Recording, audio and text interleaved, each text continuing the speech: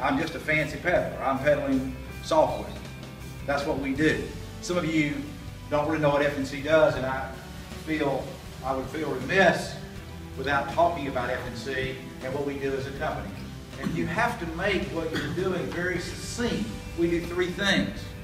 We help banks process mortgages. It takes two numbers to do that: a credit number on the applicant and a collateral number on the property. A company called Fair Isaac, a company FICO, owns the credit world. They score your credit. Every time you do something in the financial world, Fair Isaac is scoring your credit. We own the U.S. patent and score the appraisal. We invented the way to take an appraisal, pop it open, pull the data out, and score it. Just like the bank scores your credit, we score your collateral.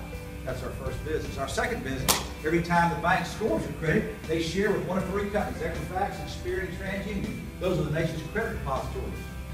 We are the nation's collateral depository. The banks, all those big, I'm proud to say, all the top 10 banks share that appraisal data with us. That's our second business. Our third business, analytics.